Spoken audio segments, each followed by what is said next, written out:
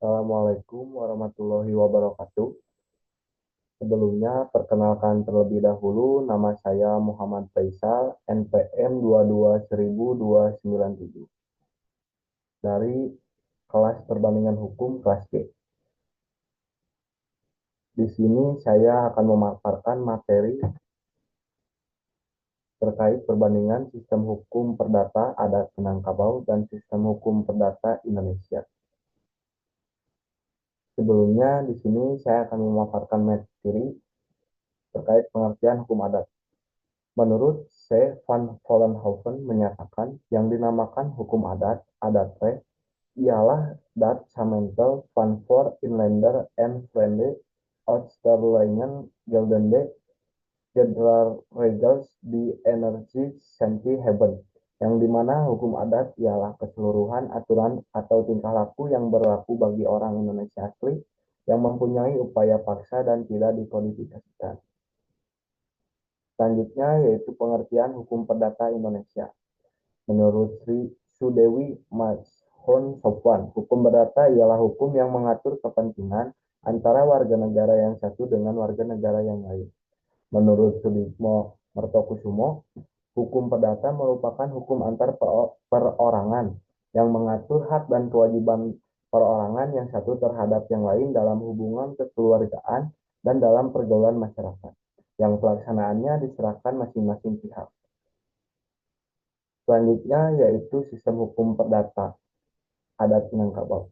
Sistem hukum perdata adat Minangkabau ini berakar dari adat istiadat masyarakat Minangkabau, yang dimana berasal dari eh, kegiatan sehari-hari yang timbul dari kegiatan sehari-hari dalam kehidupan bermasyarakat di Minangkabau, yang sifatnya tidak tertulis atau tidak dikodifikasikan.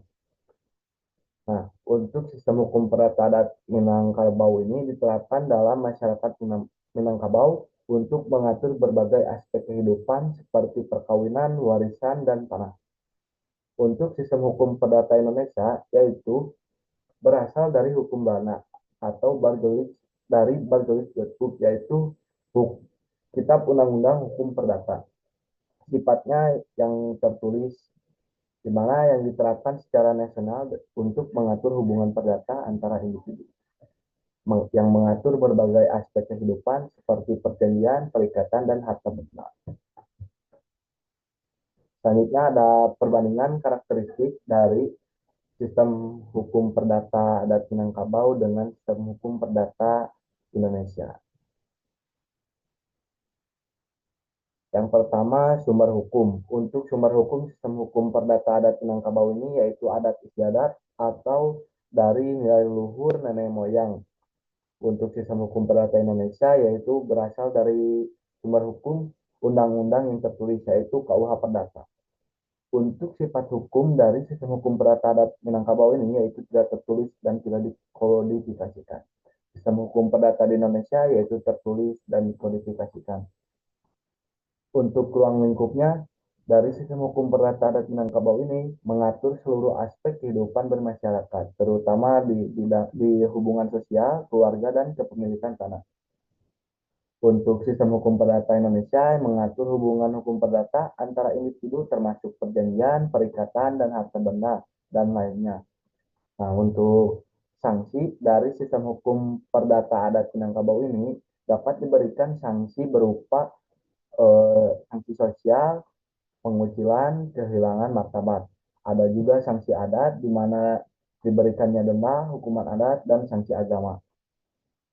Untuk di sistem hukum perdata Indonesia ini, sanksinya dapat berupa hukuman yang diatur dalam undang-undang.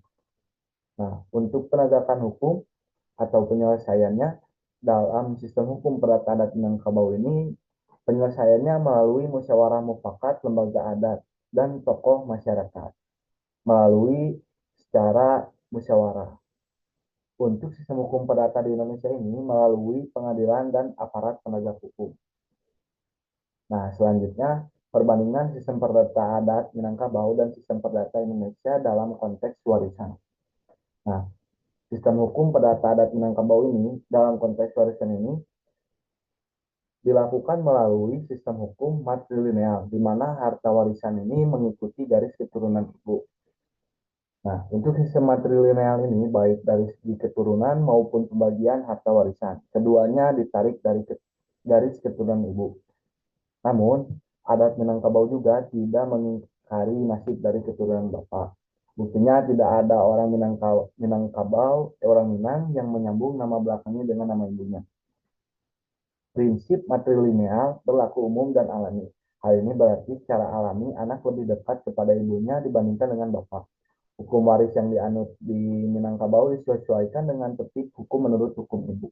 Maka ahli waris menurut hukum adat Minangkabau ditarik dari garis ibu. Yang dimaksud ahli waris ini apabila telah ada harta peninggalan yang ditinggalkan seseorang yang telah meninggal dunia atau disebut pewaris.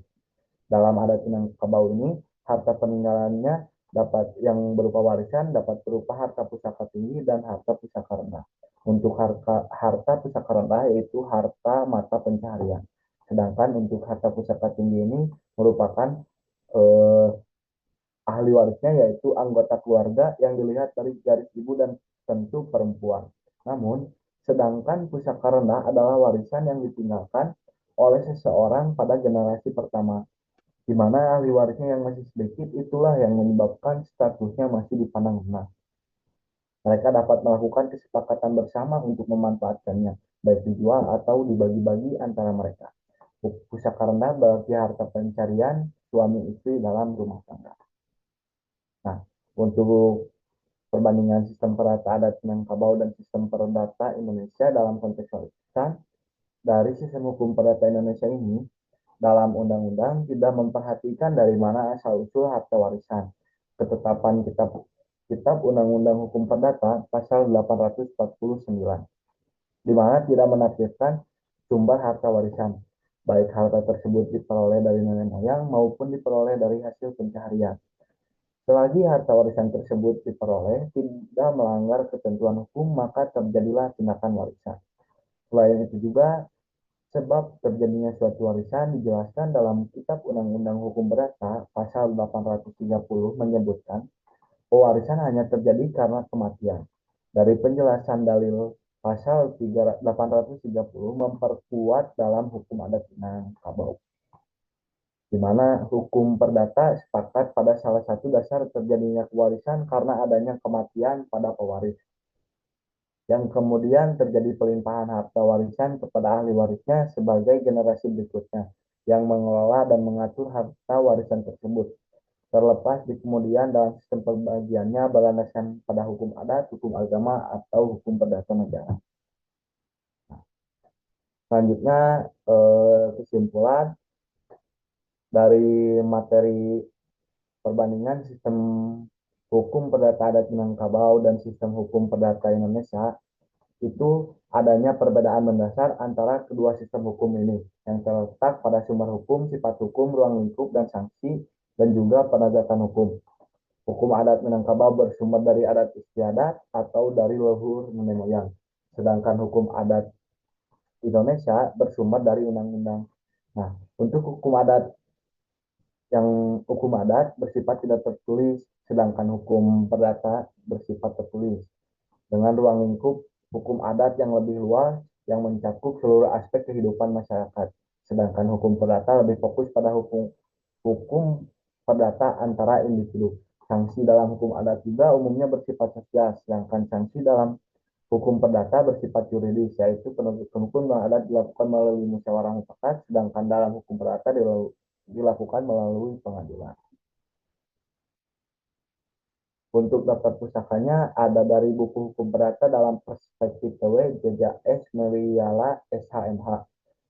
Lalu ada jurnal kedudukan hukum adat dalam sistem hukum, The Structure of Customary Law in Indonesia Legal System, oleh Mahdi Syahbandir, Kanun nomor 50 edisi April 2010. Lalu ada jurnal Mahasiswa Humanis volume 1 nomor 1 Januari 2021 dengan judul Hukum Waris Adat di Minangkabau ditinjau dari kompilasi hukum Islam dan hukum perdata dari Nova Universitas Pamulang, Banten. Nah, Sekian dari pemaparan materi dari saya. Mohon maaf bila ada kekurangan dan kesalahan dalam penyampaian materi. Terima kasih. Wabillahi taufiq wal hidayah. Wassalamualaikum warahmatullahi wabarakatuh.